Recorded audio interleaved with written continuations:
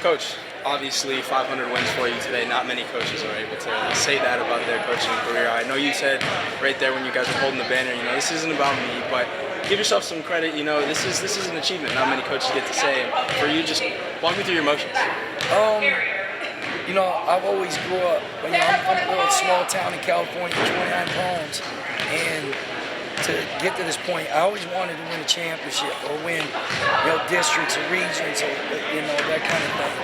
It's never been about like 500 wins, but, there's a lot of emotions go with it because in all those games, all these great young people I've been able to be blessed to coach, and great assistants, great managers, great statisticians.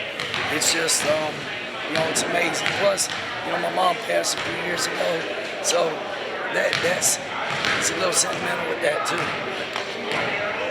Coach, when you think about your first win as a coach compared to where you're at now, what do you think the younger version of you would think of this moment today?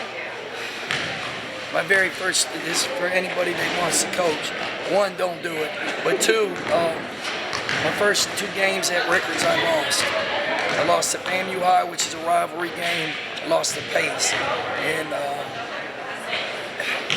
end up next game we played Leon, who was really good that year, and ended up winning by 25 somehow. But it's just getting through everything. Like we say all the time, it's a cliche, but we're not 13-3 now. We're 1-0 today. And Thursday we play Gabi. It's a big game. Thursday we're just trying to be 1-0.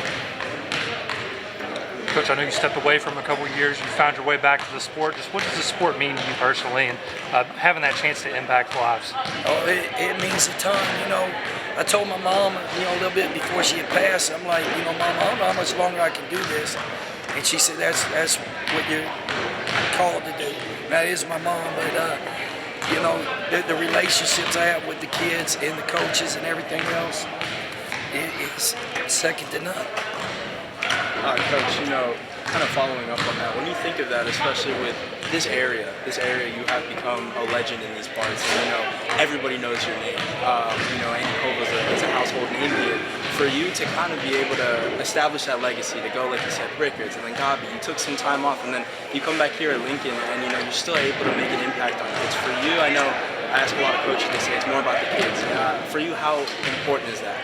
I'm sorry I didn't answer your question. The 2 years He off. the GOAT, man. He the GOAT, man. The 2 years off, everybody went through COVID. I'm not sure anybody enjoyed those 2 years anyway, but I got to spend time with my daughters, and they played at Fort High, flag football and basketball. I can never get that stuff back. It was an amazing 2 years. But, I can't do much else. So I try to coach basketball, try to talk to kids, and just go from there. But I'm a blessed person.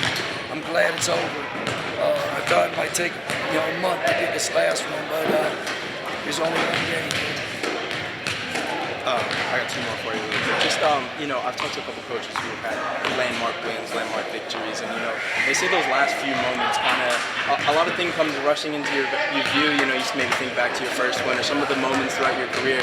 Was that something that happened to you? I know it's kind of a little bit of a chaotic end, but was there things that kind of came into your head when you were looking at that clock and realizing I'm about to get 500?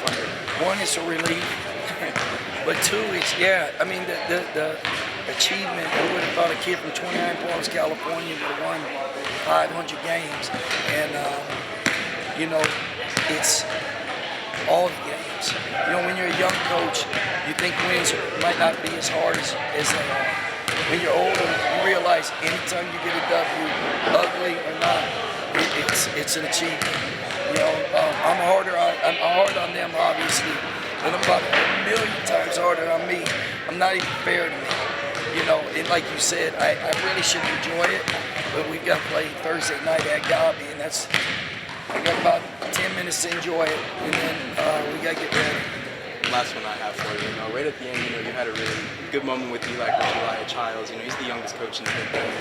You guys talked for a second. What was that conversation like? Was it a bit of did you maybe see something in like him that you saw in yourself when you were a younger coach and kind of something like that? The coaching's hard. I think it's one profession that everybody thinks they can do.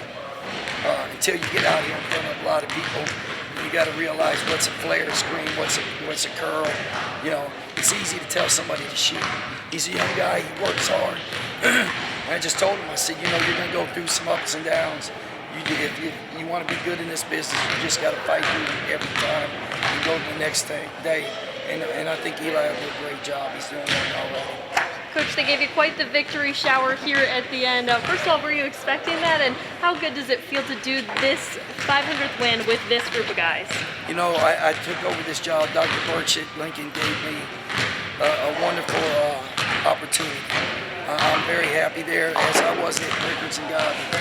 But, you know, these guys are great. You know, I get on them hard. They frustrate me, and I'm sure I frustrate them. That's why they didn't have any problem dousing me with all the liquid. I think it was a little personal, but I'm not sure.